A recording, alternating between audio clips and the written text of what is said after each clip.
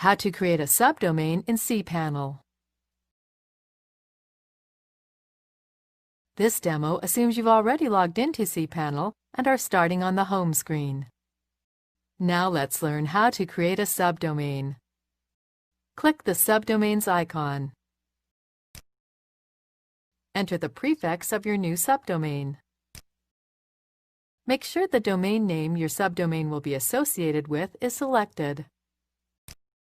A directory name, the same as your subdomain prefix, will automatically appear, although you can change this if you want. Click the Create button. That's it. A new subdomain has been created.